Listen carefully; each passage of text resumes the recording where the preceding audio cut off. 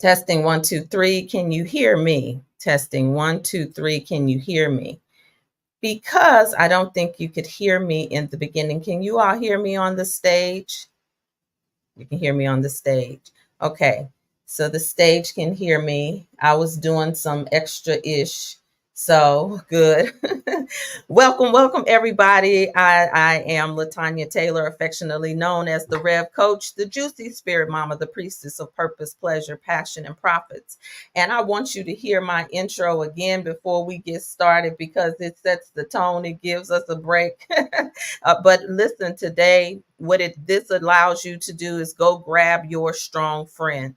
Go grab your go-to person. Go grab somebody that you love and invite them to this conversation because we have too many Black women who are suffering in silence. Melanated women, brown women of all types who are suffering in silence. And so I want to do two things. One, open the show.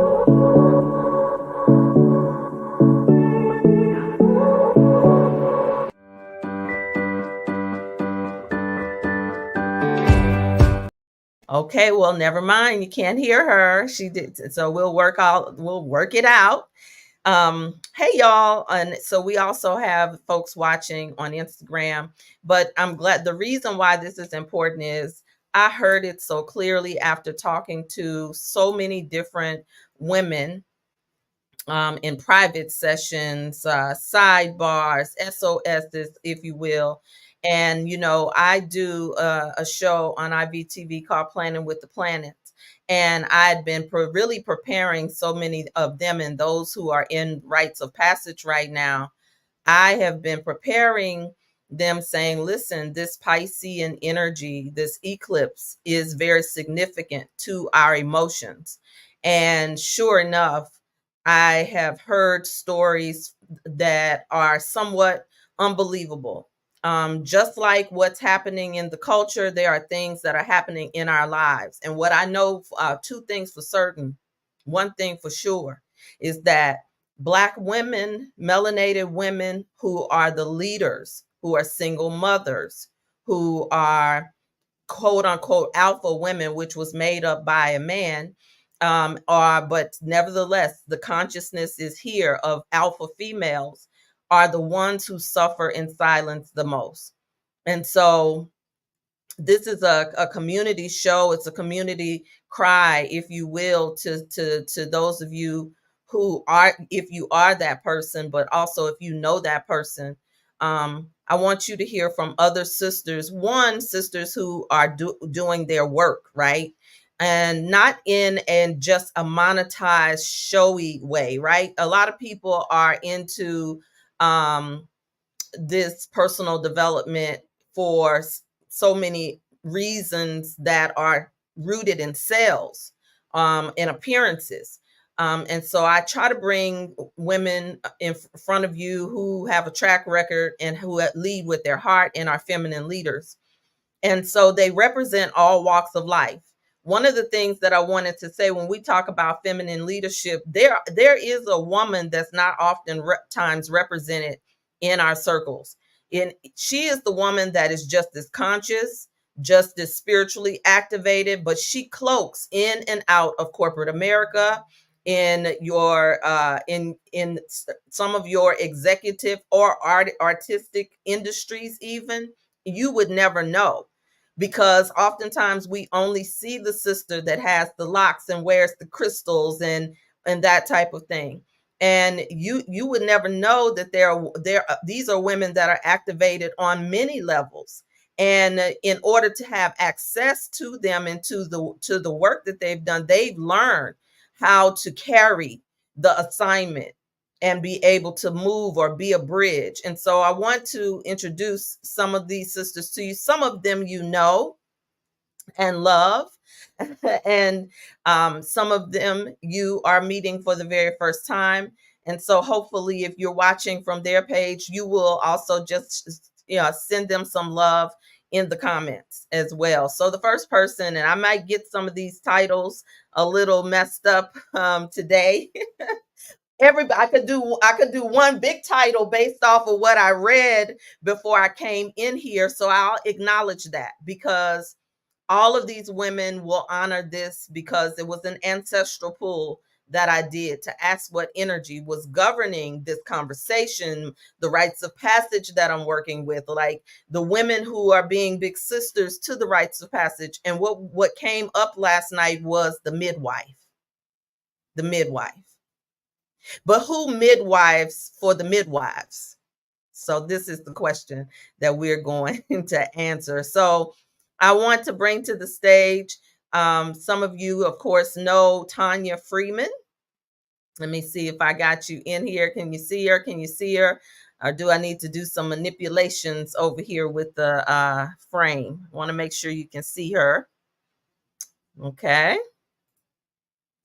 Okay, good. You can see her. All right, that was me. That was me. So I want you all to meet Tanya Freeman, who is a native New Orleanian. Some of you all might see her in some of my pictures, because we found out all these years of knowing each other that we're family. And so she really is a wellness professional, right? And in every way, a poet, a songstress. I'm adding this. She didn't tell me to say any of this, but she says holistic healer, co-founder of House of Ibeji. Okay. And so next I want to bring to you another sister of power, a powerhouse in the room. You see her as Lady Jacera, but hey, we gotta call it thing what it is. It's gonna be Dr. Jacera in just a few minutes. So, who is a mental health professional, wellness coach as well, right? Yes, and minister, elder. See, I'll never forget. All right. So you have a lot of women who are walking amongst you that you don't even know. Some of you don't know the work that they've done, the transitions that they've gone through. And then we have let me get this right, strategic peak performance strategist. Is your mic on? Let me hear you. Can you hear me? Oh no, I cannot hear you. I can't hear you. Y'all can hear her. I can't hear her. Yeah, I can hear. You all hear Amina Carter, y'all introducing in the comments. Can you all hear her? I think I did something to the sound some kind of way. Let me make sure. Okay. They can hear you. Okay, so I can't hear you, so I'll hush. You say your title properly. Strategic peak performance strategist. Got it. Okay, and so I'm going to fix this sound some kind of way. The audience can hear me, but I can hear no one on the stage. So this is going to be very interesting. And so next, I'm going to tickle your eyes a little bit, because you might think that you are seeing twice or seeing double, and you are. So I want you to see the other co-founder of House of Ibeji. So they are working together in partnership. Who is also the same that I said about Tanya is Sonia Freeman, who is a nurse, a wellness professional, and songstress and artist, and all of these wonderful things. She is also joining the conversation today. And certainly last but not least, we were not able to add a picture. Oh, she added a picture. Okay. And this is my dear sister who will not be able to be on camera.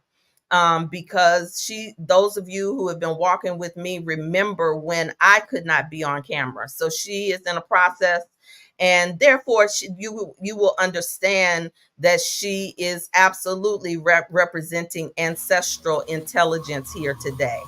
So you know her and love her as Sensei Sabira, but right now I'm going to try to get this word together. So I might need you to put the phonetics Yes. in the comments for me, my sister. It is, Tuwasa, I think that's it. it is, right? Yes. Twasa. Yes. So this is Twasa. what we'll call her, and I want to do it justice in our comments. So listen, I have been hearing from women who have been going through so many different things. Like some feel, I've been hearing from, sisters saying that they are under spiritual attack. I've heard from women who are dealing with their children under spiritual attack. Um, of course, there are so many who, there are different grades of um, wellness and mental health issues that many women are realizing have been undiagnosed. Now, from me, I see it from an astrological standpoint because Chiron is in Aries. Aries represents the self. And so many of us who are in a certain age stage, some of us, even those of us who've done the work, have had to revisit or had things come up this year with the solar eclipse, Aries and Chiron, moving into the age of Aquarius, Pluto stationing direct in Aquarius, then moving into now retrograde in Capricorn. It's like we keep on revisiting, and we have 5 planets that are in retrograde right now. I remember last year, I'll go first, right? Because I want you all to understand, just because you wear a title, just because you do any kind of work, doesn't mean you're exempt. But last year, I went through a period where I caught myself because I had tools. And I was able to notice myself slipping into a depression because of months of holding on to a disappointment in business where I was treated unfairly, and I also didn't get paid for work that I put in. And so it was, not only was it a betrayal, but it was a scam. And it was working with influencers. And in my mind, I thought that I could this was going to be an amazing breakthrough experience for you to be all the things I told myself. And then when it didn't happen, and the questions that I had to ask, and the things that I had to go into, it was only because somebody came and seen about me. Because I know I've been on prayer calls and in suffering in silence with metaphysicians and teachers, and they didn't know what was going on with me. And so I want to talk about, sisters, the balance of asking for help, right? And then somebody coming about to see about your strong friend. So y'all know that's an old gospel song. Come see about me. That's what Kumbaya is. The song Kumbaya is, right? When we're calling in and conjuring spirit, it's a call. But we've forgotten in our feminine intelligence how to do that. So I want to go in decency and order. Who's the oldest person here? No, I'm just kidding. I'm just kidding. I'm just kidding. Are you really? No, so who let's go with Amina, because this is the first time we've been on the stage together, and then I will jump off and jump back on to see if I can that does something to the sound. So go ahead, Amina. Thank you. There's so much you said in the introduction and now, but the first thing that popped up for me was really examining the word strong in front of friend. I think I'm really, really big on the antics of semantics. We do a lot of wordplay, and it's really important that the words that we use that create the environment that we thrive or don't in. And I feel like strong in and of itself in front of friend is isolating. It removes us from some of the sisterhood. It keeps us in a space where people can't access us because people think we're okay. So I just want to check on my friends. I want to check on my sisters. I want to be of support, and I want us to remove some of these titles that we've become accustomed and cultured and conditioned into because actually we thought they were good titles that positioned us better, only now realizing that we are somewhat a lot of ways doing a disservice to ourselves, placing certain things in front because it removes us from the care and the love that we so want in the process of showing up for others. We can't hear you now, Sister Latanya. Oh, you said keep going. You said, looks like she's saying, just Sarah. Okay. Hey, everybody. So I'm just Sarah, Lady J, and And go to the next person. I'll go to the next person. After you. No, after you, Sister Jackie. Oh, after me. Okay. All right. Okay. I just want to make sure. All right. First of all, I am so excited to be here, and this is such an honor.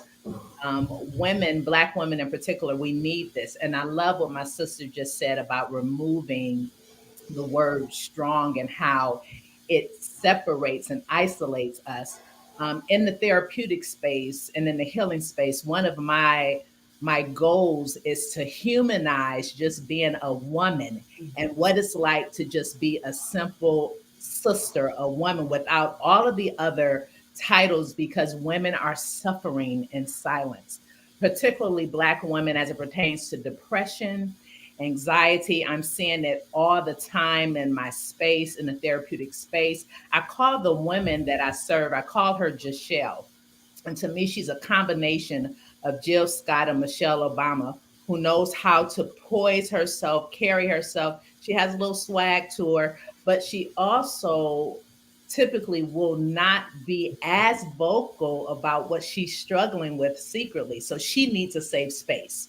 And so I feel called to creating those spaces. And so I'm so excited that we're talking about this because, as Rev Latanya said, we're we're suffering. I know what it's like to suffer from depression and to do it silently because I didn't feel like I had anybody that I can trust in the church. Our systems are wired to be quiet.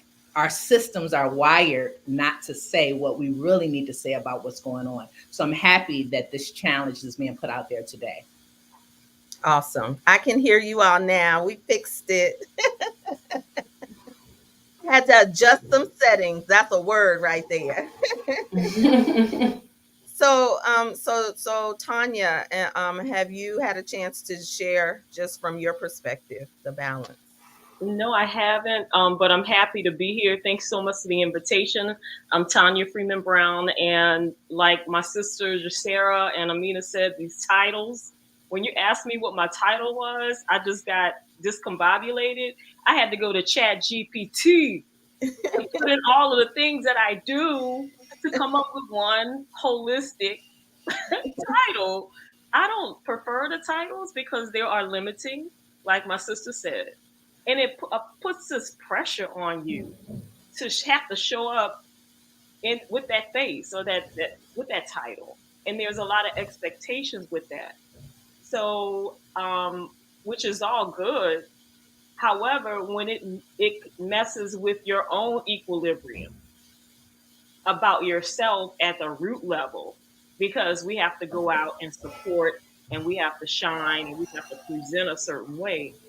For me, it shows up the strong person as complete breakdown. And I have been there before, just from life and circumstances. And before I got to this call, I was actually on another call in training to sit on the friendship bench, which is a national and international mental health cohort that is now being preparing to roll out in New Orleans to help people sit on the bench. It started in Zimbabwe, and it as a result of a Dr. Shabanda, who created the friendship bench so that the grandmothers could sit on the bench to talk to people who were going through, they were blue or they were going through depression, and to empower them, right, to make choices for them based upon owning their stuff. And that's a check-in. We check in with people, and I that's what I'm doing, and I need to check in with y'all. Okay. All right. Okay, so we say, and I pass to my sister usually whenever we're praying or doing something sacred. So we're just gonna pass to your sister, my sister, our sister, Sonia Freeman. Good afternoon, ladies. Thank you so much, Latanya, for offering me and extending me the invitation to communicate, convene, and and just come together to talk about this very important subject conversation. I am a registered nurse, and you know, we as healthcare providers, we take on so many of the burdens of our patients that we don't take care of ourselves. And I'm going to be the first to admit to that. And I suffer in silence sometimes. I may not physically cry, but I cry within. And I know that's not healthy. And I also know what to do. And so I practice self care and praying for myself, but then I also realize that I need to reach out to my sister circle for help and support. So I'm really grateful for this opportunity that Latanya has presented so that we can help ourselves as we help others. Very nice. Thank you. Thank you so much for sharing. And so my sister passing to my sister Tawasa. Did I say it right? Twaza. Twasa. All right, sister, you're up. And you've heard everything. I know you can bring it. Yes. You are so full of that ancestral medicine. It's going to be glorious. Oh wow. I'm humbled to be here. I'm grateful to be here. It's a powerful space and a powerful conversation for sure. What I think is so interesting is that as an initiate, um, going through this ancestral process, I have no name anymore. So I've given up my identity in it's a year process to walk into who my ancestors um, know me to be, who I agreed to be when I came here, and I'm having the opportunity to shed all of the identities that were put on me coming out, coming out the chute. And when I tell you how liberating it is to be no one, to allow no one to put anything on me, to not have to live up to anybody's expectations because I'm in the mystery. And as a Black woman, to be able to absolutely surrender to the Blackness, the nothingness, the everythingness, and know that I am literally nothing and everything. Oh, and yes. to become the hollow bones so that whatever needs to come through can come through, and I don't even need to think about it before I say it. I can just be quiet and to let it emerge from me. This is the greatest gift I've ever given myself, is to remove myself from all of society and just literally sit here on a mat by myself with my ancestors, with the God of my understanding, and to go through the extreme sadness of shedding all that has been put on me for 54 years and to let it all go. There's no words. Oh, that's beautiful. And of course I get it. Mm-hmm. I really get it. And it is, that Nicodemus said in the Bible, shall I re-enter into my mother's womb and be born again? And Mm. many of us get the crescendo in church, but nobody really answers fully, right? And so when Mm. you take that journey, you answer, because you re-enter into a womb that many of us as women have not known. We haven't known rites of passage. We haven't known celebratory rituals that help us to release every stage of our phase of our womanhood in every stage. There's so many women who are under the sound of our voice right now, who have, through religion, come on, Sarah, talk to us, right? Have been made to think that that's witchcraft, or that's something that you shouldn't have to do, right? When it comes to, from even mincy, right? When the woman, like even the woman and what she does with her childbirth. And so now, if depending on what we have gone through in our life and around our life, all of these stages that have been uncelebrated. And by the time you get to a point where all of this is going on in the world and you're empathic, you think that you are having a mental health breakdown. And I want to propose to some of you that, especially those of you who are the chosen ones, the black sheep, aka the black sheep, right? Those of you who are the weirdos, the different ones, aka the ones who are the sensitive soul, aka the ones who are your ancestors' wildest dream, aka the one. This is who I'm talking to today, right? Because Mm. a lot of us forget about us. And so I wanted to transition a little bit on that. Thank you so much for bringing that into the room, because we can go higher, right? Like right from here. Amina, tell me a little bit about, I saw you having a reaction to that. Tell us why. Well, there's so many things I'm having a reaction to, because this is such a rich, full conversation and there's so much content here. But one of the things in the beginning, you asked a question, is like, who will midwife for the midwives? Mm-hmm. And the birthing and rebirthing process over and over and over again unto ourselves is Yes. so big. And this is why the part of language is so important in terms of talking about breaking through, breaking open. A lot, if you think about commercials that start to preface the impact of the pill before you take it, causes social anxiety, you may die, may cause your brain to explode. Every focus is, there are side effects to things.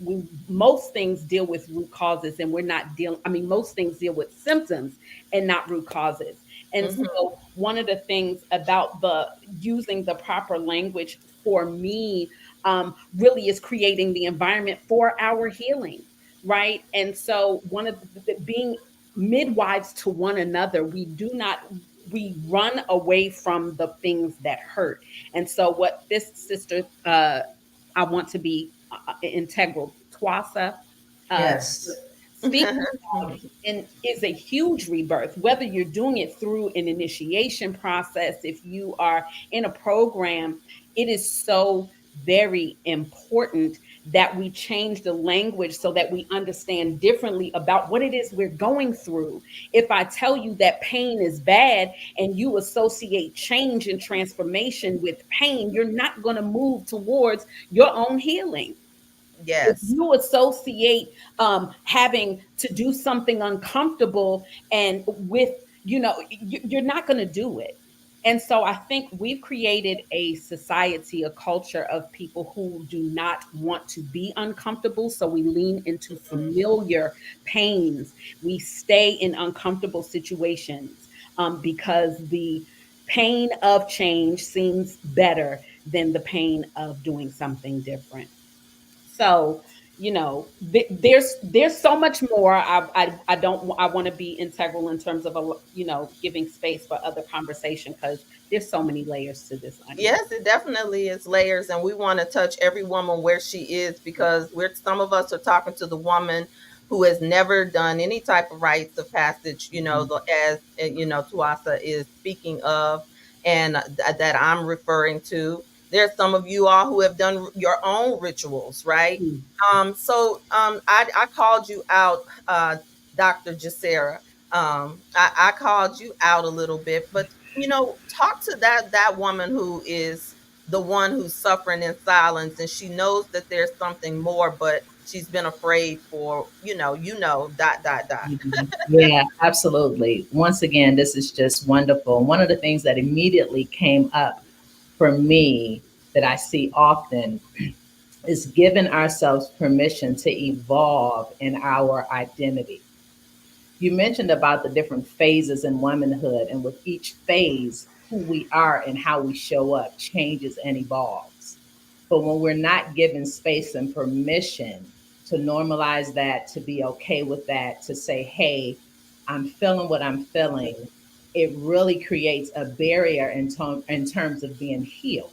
It's difficult to get that healing. So, to that woman who a lot of times has not been given a space to use her voice. It's as small as you being able to articulate what it is that you want, that you've not ever been able to articulate. Something as small as having choosing to go to bed early and not see about everybody else. Something that small. And often that's exactly where I start with women who don't know where to start. It's really taking it a little step at a time and just asking, have you explored what you want? Do you even know? If you don't, let's talk about it. Let's normalize where you are. And that's really where it starts, because um, if you can't deal with it on small levels, when it comes to these bigger things, these bigger manifestations, you're likely not to manifest fully. A lot of women, a lot of Black women and women of color are wired to be wives, to be mothers. And those are the only two roles they know. So even when I ask them these questions, they're stuck. Their minds go immediately to these roles. And so it's having to deconstruct that. What do you look like outside of being a wife or someone's mother? Who are you? Um, and once again, creating space for that. And so this is so layered because it's societal, it's religion. Religion says I have to show up X, Y, and Z. Well, do you really? And not even having a question, not even being posed the question, do you really have to believe that? Or do you really have to think like that? That's even new to a lot of women to even hear. So that's where I start. That's exactly where I start with women who come into the space. Okay. All right. So why do we run from your just from a clinical point of view? Why do so many Black women fight their healing? You know how Iyanla says on Fix My Life, I won't fight you for your healing. Why do we fight others when we want to be healed? Like, we run, we disappear, we won't show up, we stop responding, we won't say anything. So this is where I know, because like I'm the kind of Mama Latanya that'll come and see about you, right? I'm gonna put an APB out on you, right?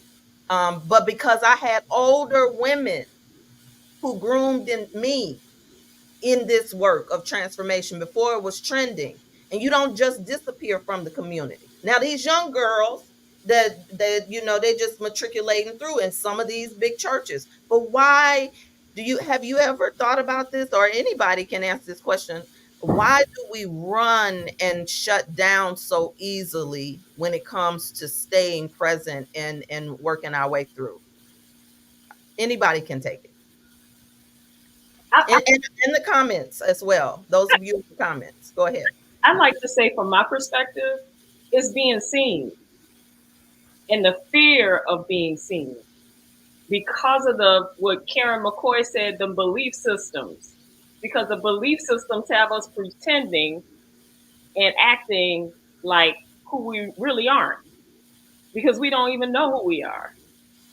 So it's just a fear of not meeting the expectations based on those belief systems, those mental constructs that have in generational constructs that have been solidified. Not even talking about the trauma, but our trauma, when our work comes to us and that mirror comes before you, that trauma gonna come up. And those belief systems and those thought processes and the mindset, even if you're unaware of it, it'll show up. Which for me as a runner, because I'm a runner, and you know this. Until today, come on now. Like, are we really affirming that, friend? No, we're not affirming it. I was at Okay. one time All was right. a runner. All right. Okay. I mean, that's for real. This is what friends would do. If you don't have friends that won't help you make that kind of adjustment and let you speak over your life any old kind of way, get you some new friends, y'all. But So go ahead. as Amina said, is language, right? And I'm still cultivating and perfecting my language. Mm-hmm. Because I'm speaking from a perspective of where I was. Well, you're not by yourself, because guess what? There's somebody else that I ditto. I'm a runner. So so people don't want to be seen. I was going to add to that, if I may, that you mentioned trauma, and I think running is a trauma response. Yes. Right? That this the front, and it asks of us, do we have the capacity to stretch and expand in the way that we're being called? Do we have the ability to push through, to break through those belief systems, those ideologies, these conditionings that we've learned? Can I do this? Am I enough? Will people see me if I change? Right? Am I worthy of this? Right? There's so many things that may come into play, especially when you're called to the front. We are being called to the front. This peeling these layers back of these languages that we've leaned into that are creating so many different issues, from dis-ease in our lives and in our worlds, from in our bodies to our belief systems. This is the work that we are in. And the sisterhood is one of the balms. But we got to fix that too, because we don't know and believe that sisterhood is all the time. There are the women that, I don't do women, I don't do Yeah. this.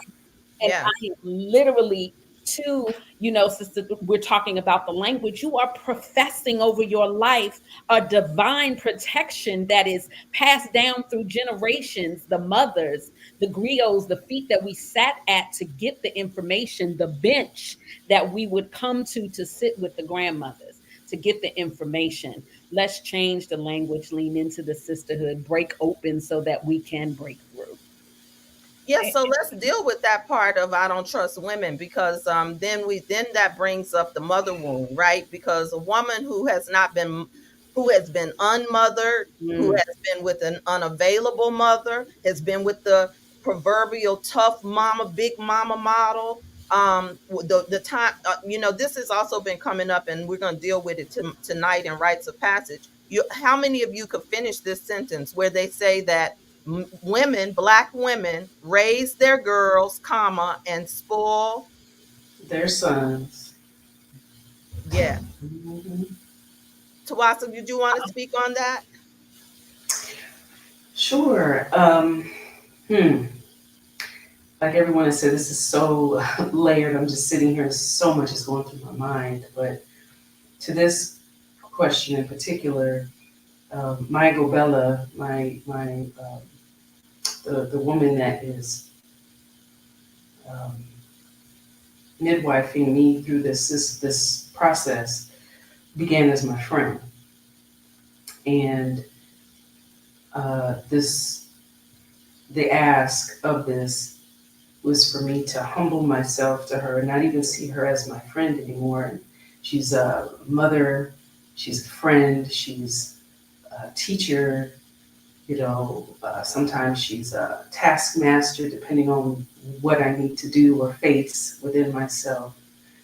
Um, and but at the end of the day, ultimately, when I sit at my mat, it is, and I'm looking at my ancestors. I'm looking right at my altar right now, my Osamo, and it is filled with my big mama and my grandmother, who we called mommy too, Yeah. and so many other women um, who didn't have the tools, That's right.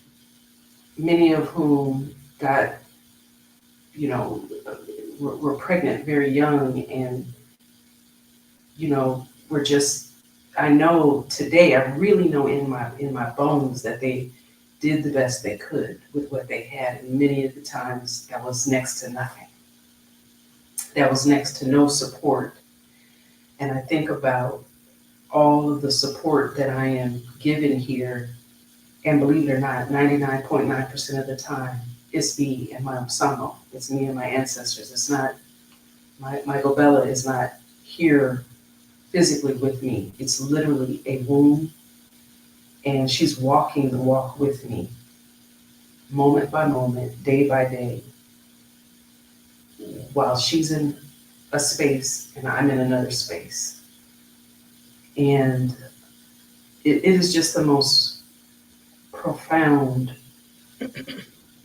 transformation, and I want to say healing, because it's let me have deep, quiet, alone time to think about my mother, who I've had a very difficult relationship with. And this time has given me the space for a healing to happen in me, um, that I don't know if it could have happened alone. I'm sorry, with in society, because I'm literally alone. And so being able to unplug from social media, unplug from the majority of, bills and all these expectations, and just get quiet and think about the women who reared me growing up, and the woman who's supporting me now. And even the women in the States who I know are praying for me. I feel it, I hear it, Mm-hmm. um, you know, um, that have been with me. It's been 9.5 months, and literally time that's enough, like I'm reborn. Um, Yes. so yes, it's a lot. It's a lot. Yes, I want to do a little translation for those of you who are listening, which what Tuasa is referring to, and those of you who just joined the show. She is in a process right now, cannot be on camera, and what she refers to as her Gobella is something in the Lukumi and in the Ifa tradition that's called a godmother. And I believe in the Akan tradition, they call it same or Nana, or yeah. So in African traditions, or in any of the traditions, you are always escorted in through the one who is the mother. And so what we're talking about is the mother womb. And so when women, and the question was, why do we hide and why do we reject sister spaces? And I'm not talking about the pretend, the mean girl spaces, because I understand that another reason that we, I mean, some of us can talk about it. Those of you who are leading communities can understand this. Um, that there are spaces that re-injure, right? The a woman who's been traumatized already, even unconsciously, by her mother womb, right? She's already carrying it, whether she knows it or knows it not. When she comes into a space that's supposed to now be the surrogate family. And then she doesn't know that she has this issue. And then her issues get triggered in the space. This is the same thing that we call church hurt. This is the same thing that we do when we call the mean girl group. So I don't do empowerment brunches. I don't do sister groups. I don't do group processes. You know us, right? We talk in explanation points. But when you come into sacred traditions, and I understand that there are a lot of rogue millennial okay people who are self-ordaining, right? And it's a very dangerous thing because we have a model that has also worked. But oftentimes we don't hear about the models that work. We only hear about the ones that hurt. And so that can contribute to some of the women who run. And so when you're in a sacred process, you have a godmother that's guiding you. And I can tell you, whenever you go through one of these traditions, let me say this for those who are in a rush to you want to be a priest, you want to do all of this stuff, okay, that you see, you want to, because you think it's fancy. Okay, all right. You're asking for something, that you're asking for the healing that you ran from.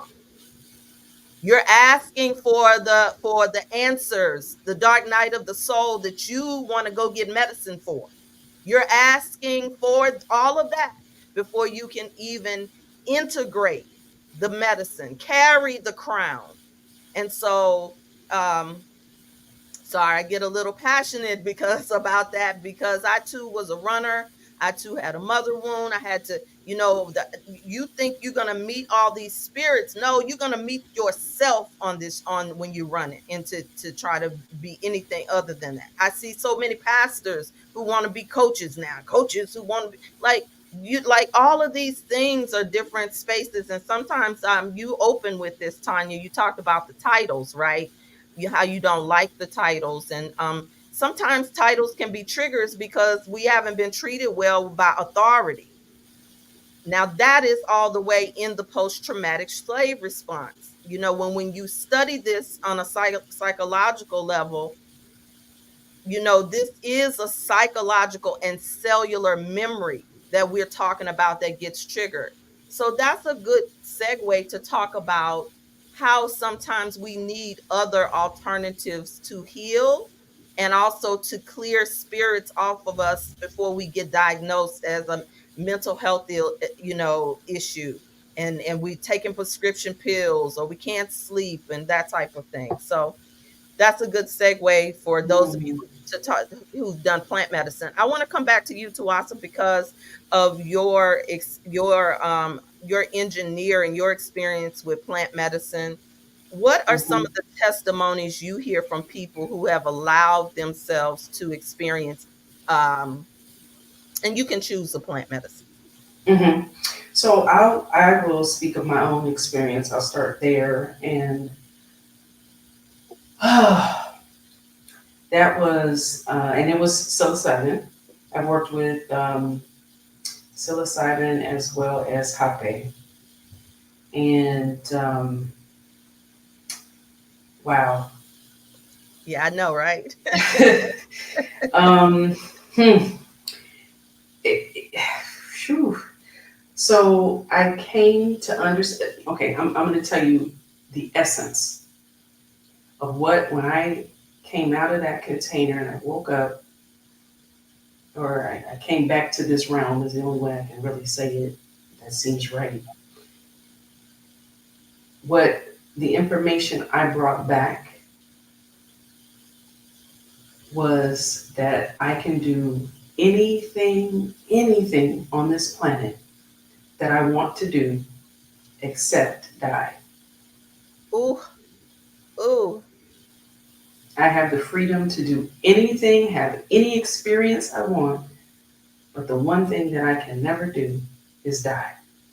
Oh my, okay, so these are my real people. So she kind of just pulled on my spirit. I'm just like, you ain't trying to make a sister do the wet eyes dance, because you all don't understand. My sister has gone through a round of several rounds of chemotherapy and radiation. She has a whole testimony, well, the context of what she just said, that her Mm, ancestors told her, or well, that the plant medicine, which is mm, an ancestral experience. So, ancestors. I Hmm. feel that in my heart, sis. Hmm. Yes, they told me. Woo. So it was like, so I really don't worry about breast cancer. It can come back to your breast if you don't have them. But I'm just saying, I don't live looking over my shoulder. Is it going to come back? Is it going to, I don't have any concern because I know that even if it did, and even if I release this physical body, dying is not an Woo. option as a spiritual being. So I can go on and live my life now.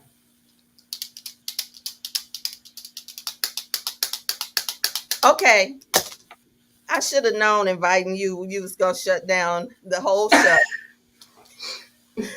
But listen, some Mm. of us are specializing in being 3D far too much. So we don't have spaces to have 5D conversations because people think you're crazy. People think something is wrong with you. And so now you trauma bonding with everybody on the job that's stressed out, that's being ordinary, getting into the blue and red game. Okay. Anybody want to jump in here on your plant medicine experience? Did it help your mental health? Mine did. Okay, talk to us. Uh, my first plant medicine experience was in 2021, and it was in a safe space with other women. And I I, I made an intention. I actually spoke before I got to the event, and while I was there, and even spoken to that medicine to show me some things. I actually saw the mothership. It was at night. It was in Mississippi. Um, and I believe the property was on the path of the Trail of Tears. And it was so much going on. I was like, I can't even begin to explain to you. The stars had a geometric pattern, and they came together in circles, one circle around another circle. That's mama. And then it came down on me. And all I could do was I could be at one with it. Now the next day, that was euphoric. With I saw images, I saw colors, I was Right. just so But how did it help your mental health, Tanya? it helped. I'm a storyteller, so thank you for bringing me back. I gotta describe it. So it put me on another path, and it Hmm. helped to um, help me to release a lot of the things that I had been carrying, and I can't even explain to you what they were. A lot, Wow. a lot came up. A whole lot of past issues, generational, and can I say it? Past life Yeah, things. you can say it, of Hmm. course. This is Yeah, shift talk. Hmm. a lot Yeah. of past life, and I couldn't reconcile what it was. I was told, and it scared the hell out of me. However, I got through it. So I'm still here.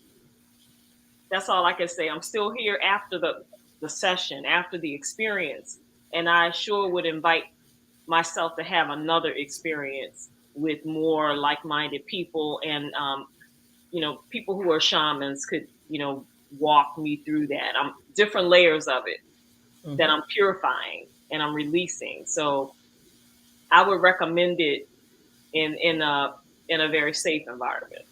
Absolutely. I'm Absolutely. looking forward to it. I actually just looked into it. I have not done it yet, but I've just looked into it just this week, and I'm Okay. so looking forward to it. Yeah.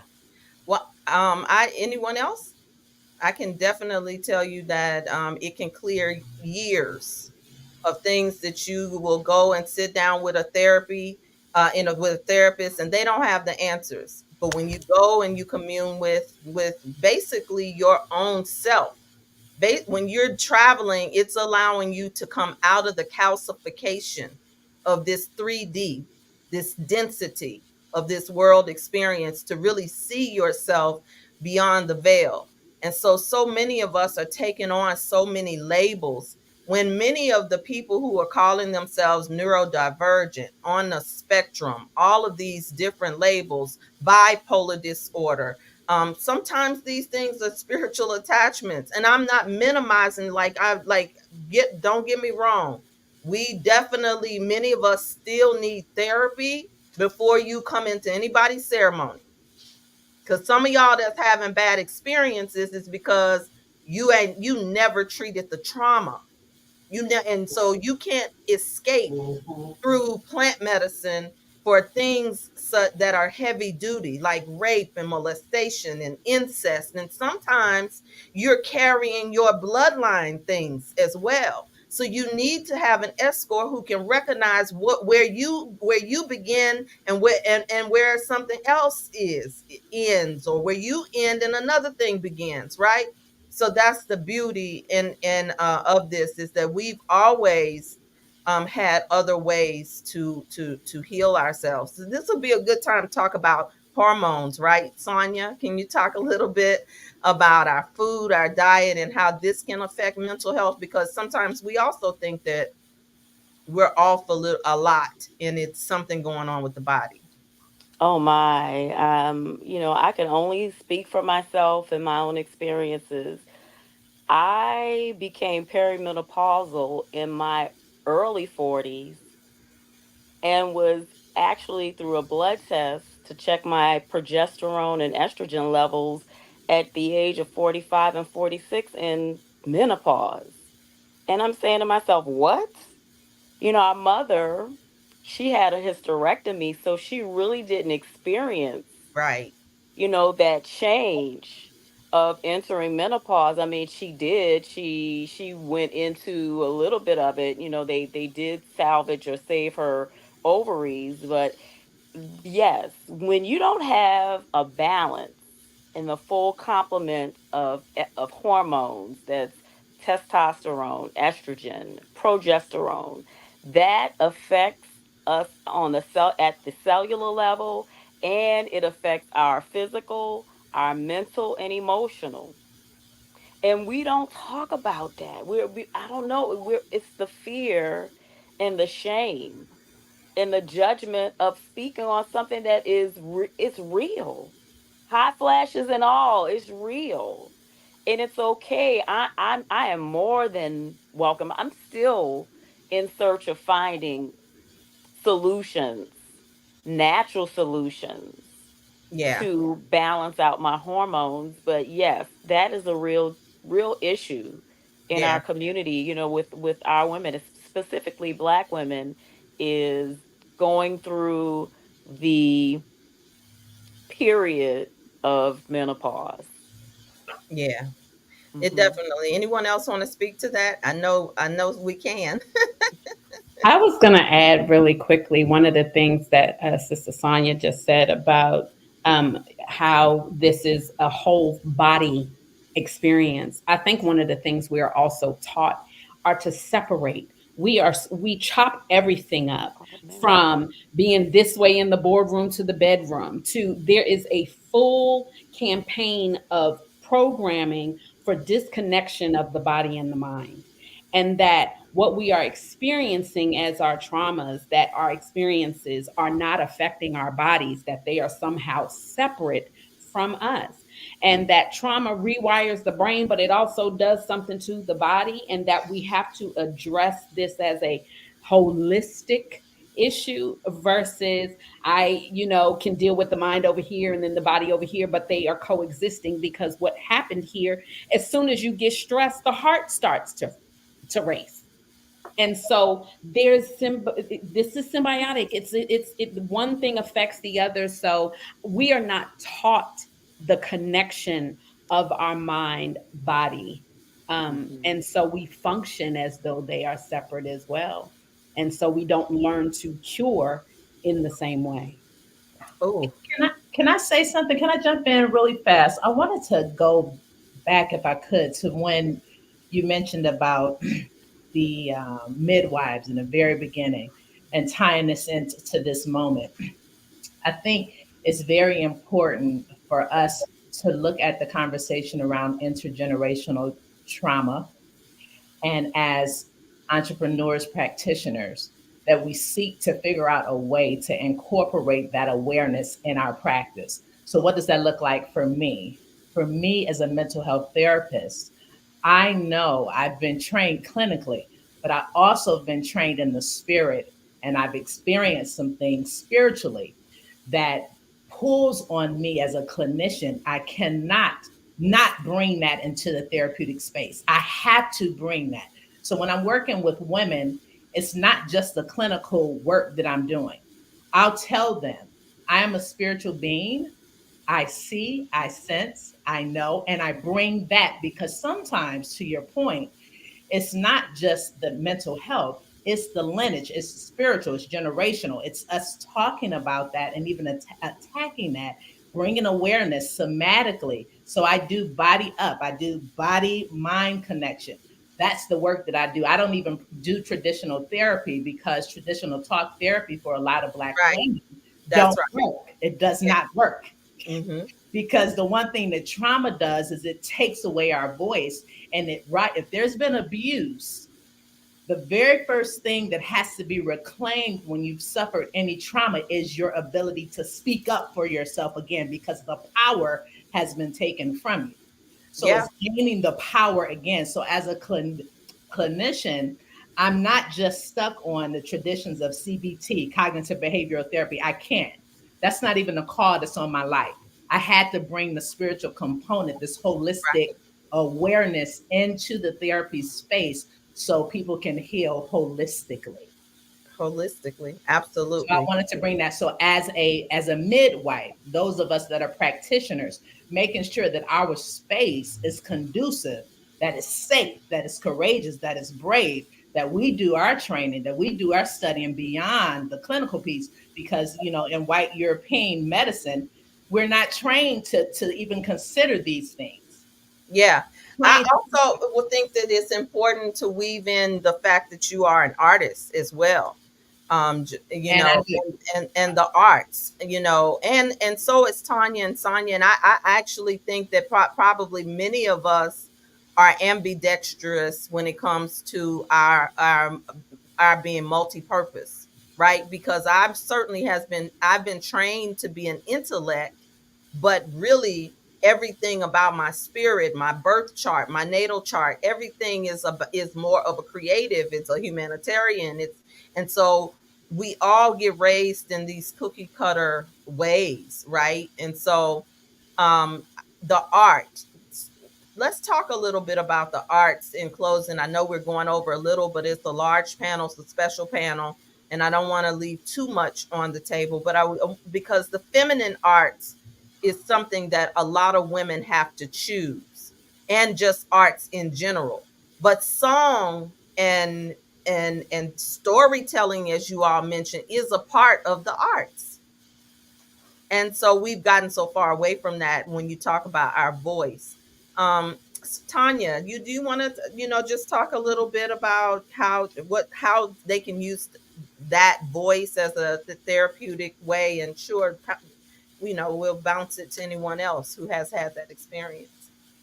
So for me, anybody can sing, anybody can hum, anyone could use their voice to speak affirmative words of healing, of comfort. If you know scripture, you can use the scriptures to give voice to the voiceless. And it takes discipline and practice. I know for me, I wrote a little small book of affirmations as after my journey through breast cancer. And it was so therapeutic for me to even go through a process of writing, taking things from out of my mind, out of here, and putting them in front of me, and then using my voice, using the mind and the heart connection and the voice, from the heart chakra all the way up, and give voice to that. And it was just so powerful for me. I'm getting chills even thinking about it because it's so important. I don't care what it sounds like. I don't care what your level of professionalism with your voice. I don't care if you have no experience. You were given the authority from birth to use the voice correctly and to your advantage, because is energy. And for me, if I don't use my voice and if I don't do what is my heart is saying to do, if I deny that because I've been so conditioned to be the intellect, nothing wrong with that. But using both sides of the brain, I have to be creative. I got to get in the dirt. I got to ground myself. I got double air in my chart. You already know, Latanya. Mhm.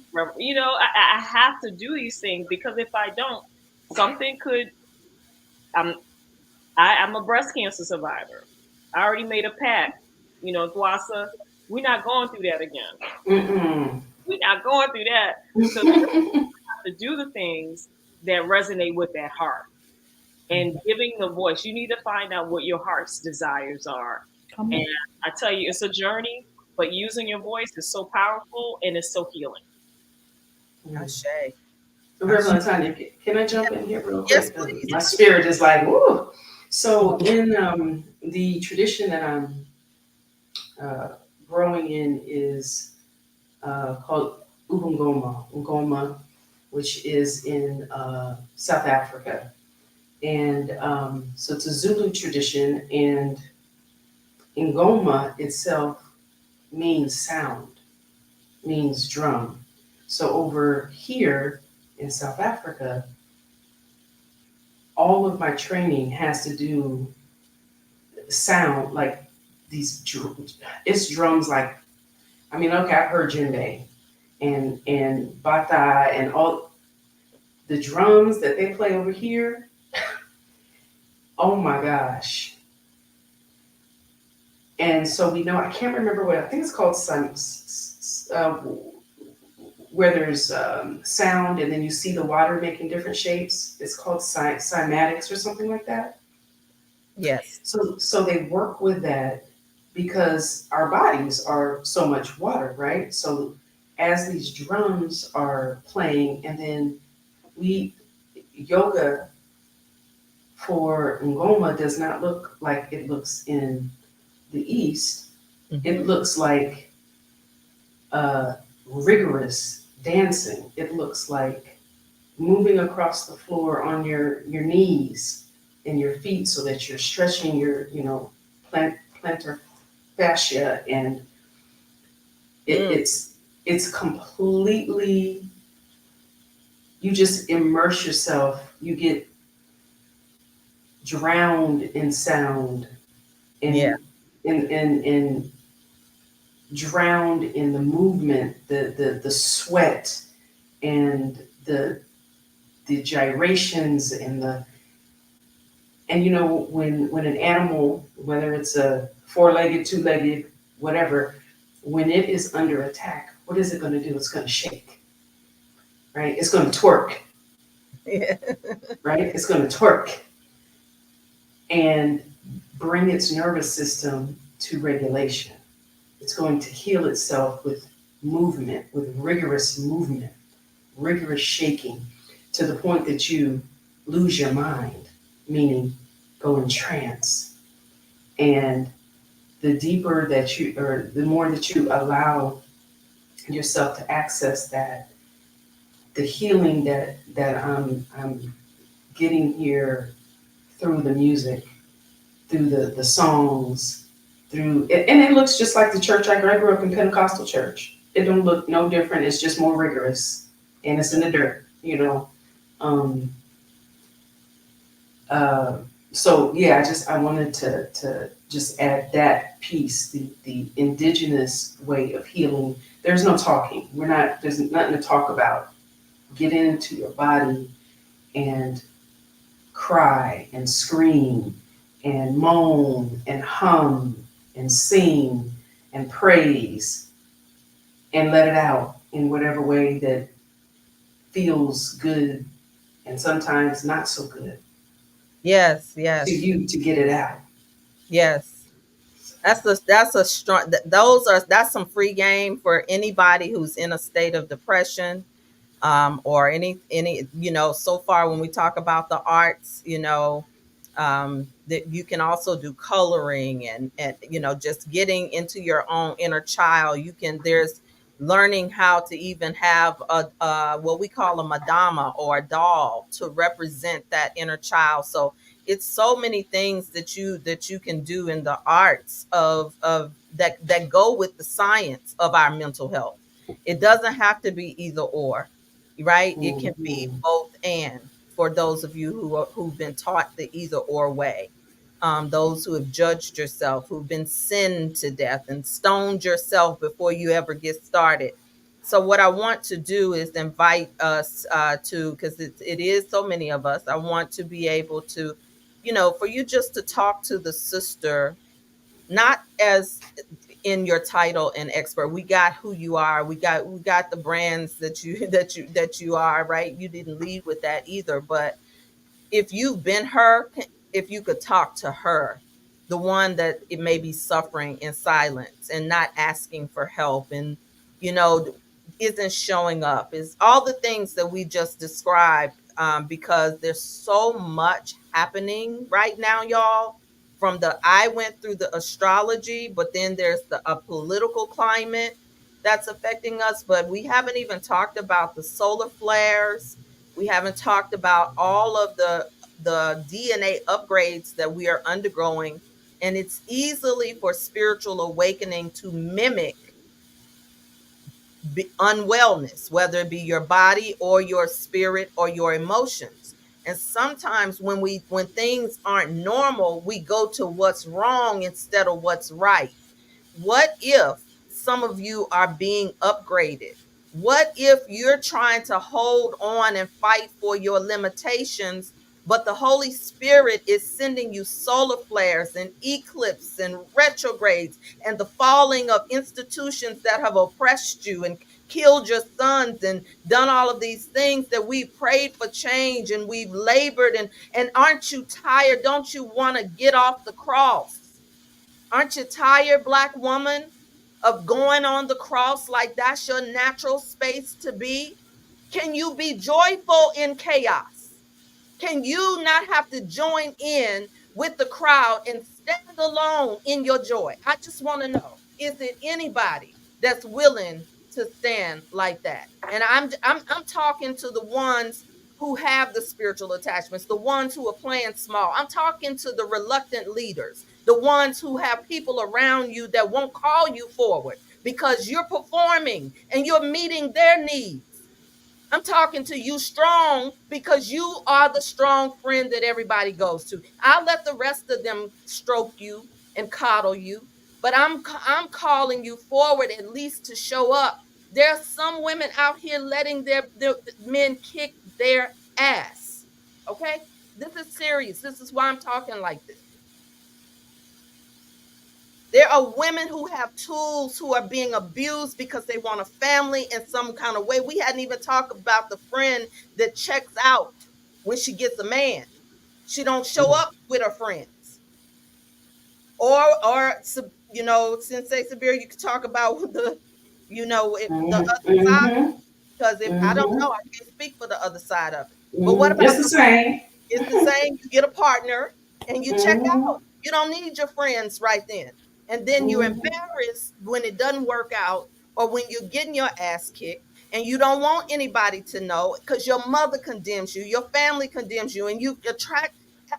Do you understand? Are we talking for real in here today? Because these Mm. women call in duress. Yes.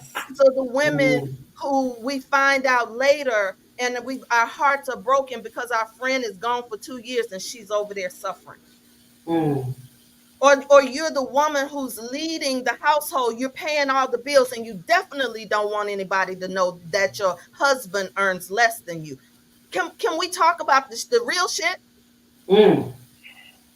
Mm. Because I didn't Mm. come on here to do play. Mm.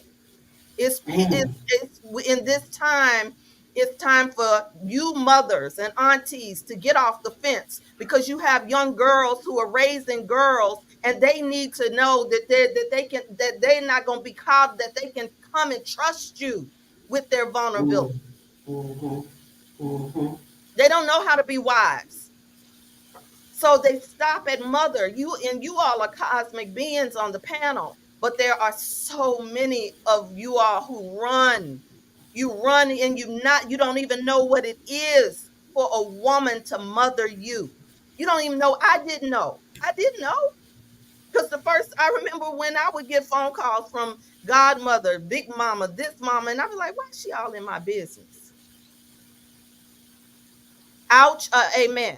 Somebody in the comments.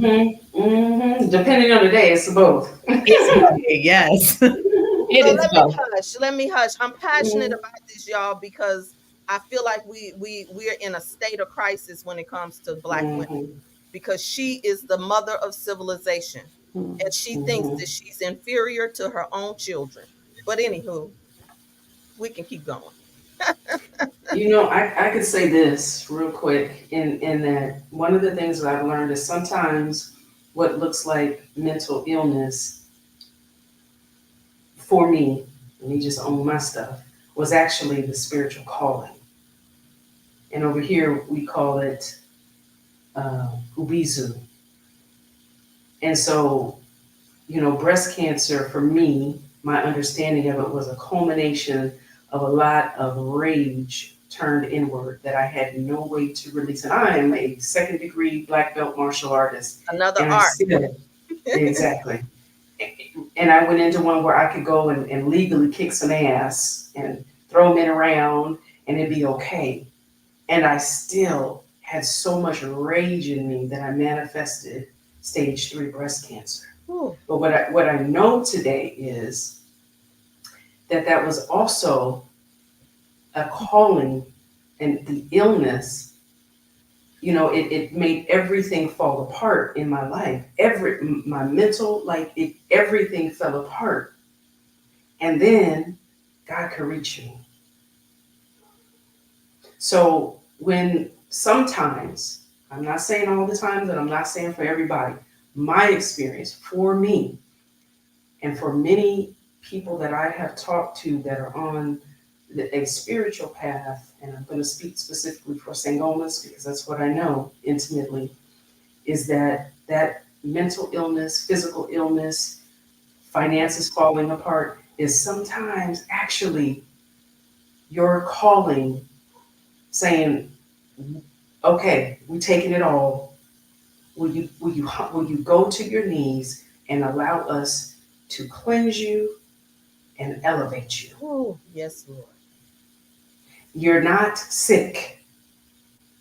What if you're actually not sick when it all falls down? Oh my God.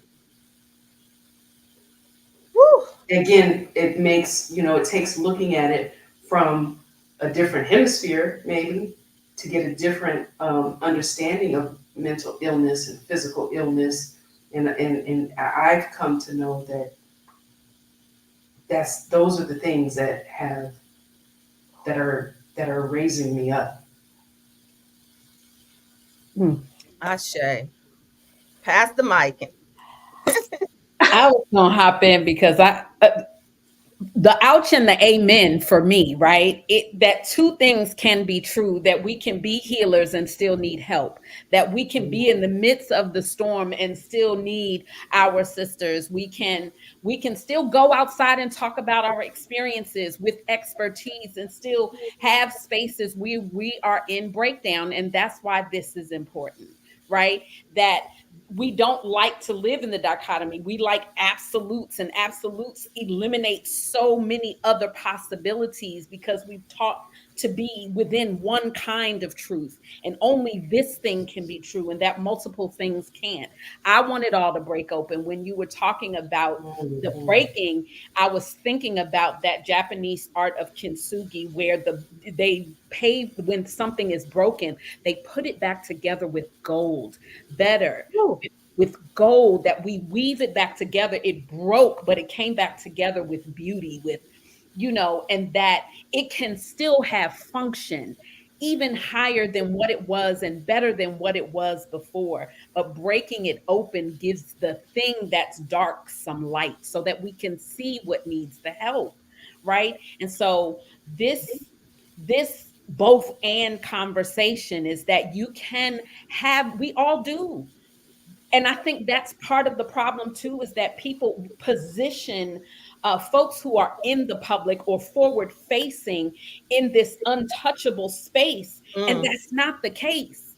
The mhm, work we do is walking with you, right? mm, You are mhm, not beneath us. That white walls clinical environment that we are taught about healing and psychology is mhm, talking at you and down to you rather than walking with you in the journey.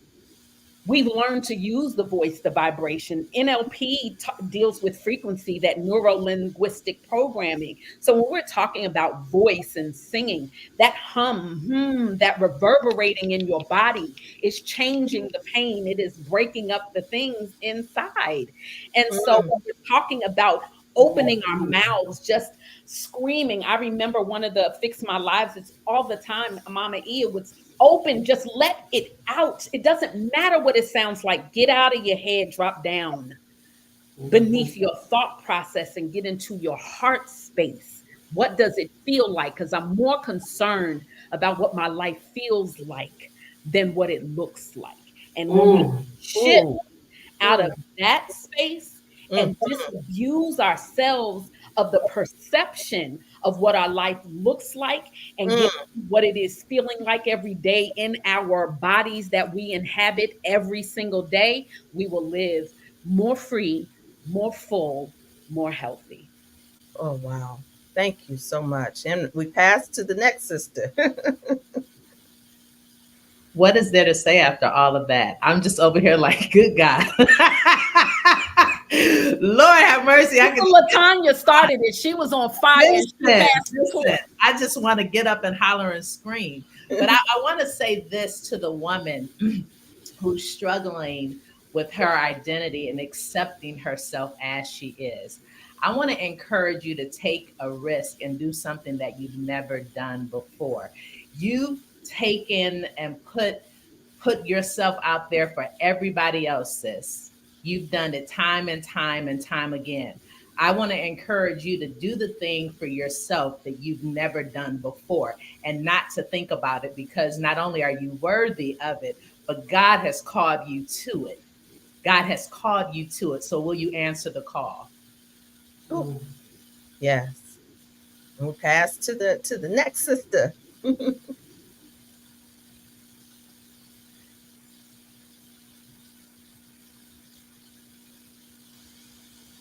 Is that me? I, maybe. Would you like to Man, recommend somebody? look, I was having technical difficulties on my end, so and I couldn't hear, but I'm back on. Man, I tell you, Latanya, you said a mouthful and some. And what I'd like to say to that woman is bet on yourself. Take the risk. We are so afraid to take risks. Take the risk. Bet on you, and you'll be successful. Just and center yourself. Center yourself and just be. Rest. Ashe. Oh, that's enough, right? Just to be, to rest. Rest is revolution. Shout out to the NAP ministry. The Yes, NAP Lord. ministry is our sister Yes. God. with the message. Yes. Rest is revolution. You Yes, can it be Yes. is. still and know that I am God, right? By the way, Yes. I want to listen. Can I take a few more minutes in the comments? I want to show y'all something. If I don't mess, nope, I'm not gonna. I'm not gonna speak that over my life. I want to show this to y'all. I want to close on this, right? I want to show you this. I want to show you this. It says you have no slides. I want to present this because this is something that I found that I wanted to open up with. Can you all see it? Can you No, see? I see Not you. yet. Just, yeah, still everybody. Okay. All right. Let me see if there we go. There we go, y'all. Listen, I want you to see this and hopefully hear this. The Black woman is God because this is one of the things that we avoid.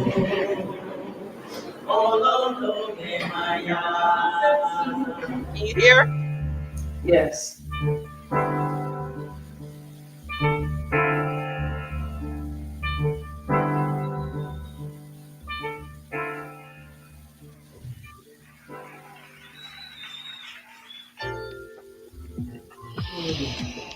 Exhale out.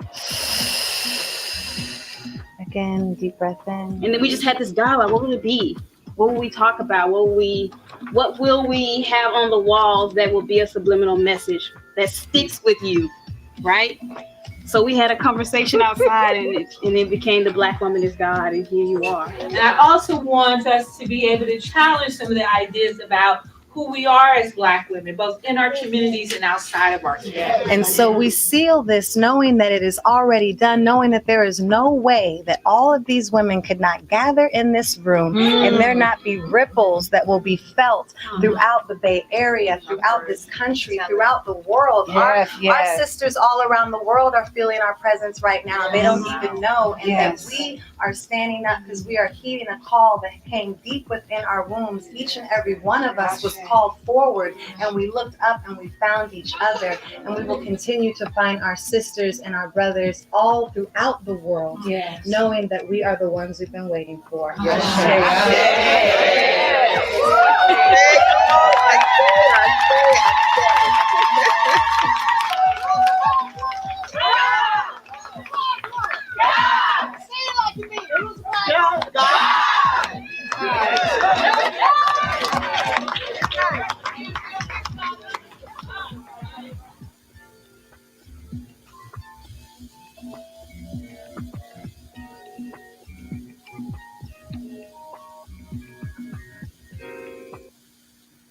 So that's an awesome way to close and just open that space for us to be okay with the that we are. That is our identity.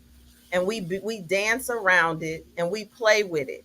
And some of us are just so afraid to stand in the godness and the goddess of ourselves, the holy I am. And so I just close with just with this. I want us to just close as though we were in a room together and speak the names of those women whose shoulders that we stand on, whether they are in our bloodline or those who have inspired us that are on the other side, because this is what is going to strengthen some of us. And you can drop those names in the comments. Yes, holy I am. So I want, of course, I bring into this space, into this circle, Josie B. Taylor, who is known as Gold. I bring Priscilla Noble Nash, and I want you all to bring your grandmothers and those women whose shoulders we stand on. Mama Helen Jones, I bring into this space. Dr. Ava Muhammad, I bring into this space. Yes. Rosie King. Hancock Rollins, Ashe, oh, Ashe, Henrietta Moore, Ashe, Ashe. Keep going. Really just Margie Noel Butler, Ashe. Mother Tynetta Muhammad. Ashe. Keep going. If there's more, you can put them in the comments for those of you. Keep going. There are women who have Francis Gallagher Shea, Ashe, Ashe, Ashe, Gloria Thompson, Gloria Thompson, Ashe, Dolores Anderson, Yaden Salon,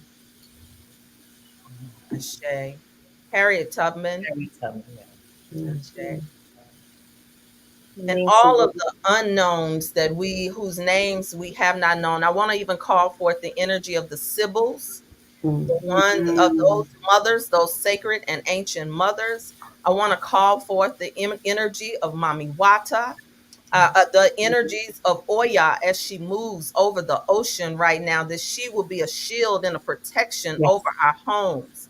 Call forth the energy of the medicine men and women whose names that have been forgotten, but they live in our Akashic record.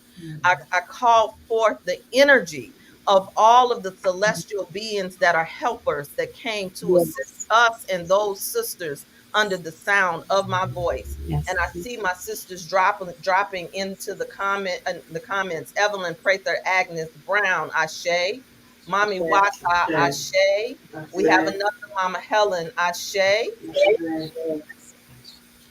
Yes. Kalima. Oh yeah, she's here. Oh yeah. Ashe, Ashe. Yes.